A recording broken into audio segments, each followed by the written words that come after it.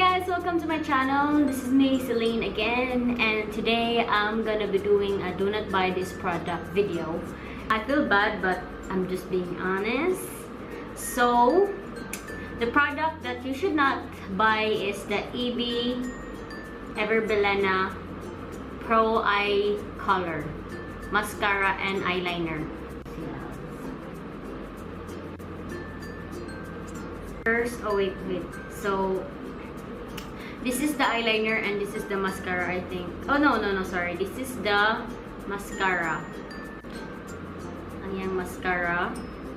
I think the mascara is fine. I've tried it once and it's not the best, but it's not also bad. It's just okay. Okay lang siya. And the other side, hello from the other side. Okay, the other side is the eyeliner. Eyeliner na siya. I've tried this once lagi na ako na-try mo na ako na siya. Ano siyang ibutang sa imong dari, diba? Eyeliner ka dari. Ibutang mo sa eyeliner. I'm sorry if dili na ko siya ma-try on kay mahaglok na jud ko.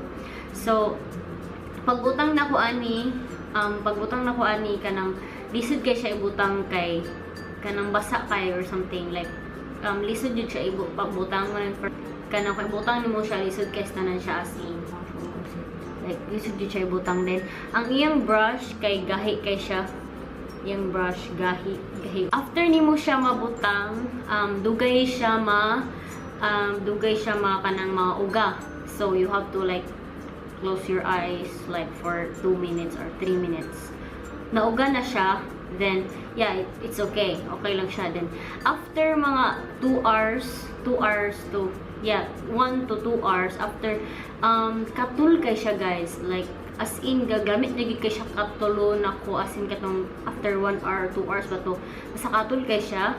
Then after that nakatul na kanang ako na siyang giagwanta kay bisa ko gusto nga makuan pa magkuha sa ko kay wag ko pa ako gibutang. So syempre dili na ko siya gusto kwaon.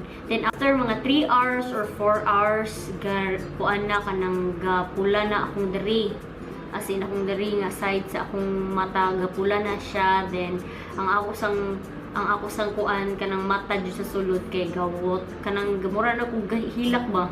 So kuan siya kanang or something nga kanang makahilak ko, din namula na dyan akong mata. So what I did after that nagwash na ko sa akong face kay nahaglok na ko wasing maunsa na mabutan ako or whatever. So after that yan ako nga di na dyan ako nagamiton, and I do not buy this product kay basta mahitabo sa inyo. But I don't know, for disclaimer, I don't know if this will work for you or will not work for you. I don't know.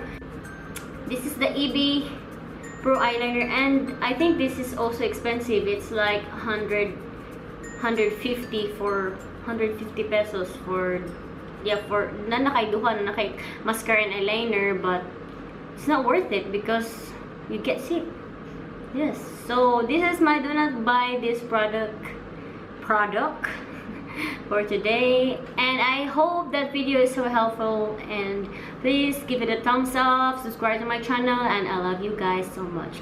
Bye.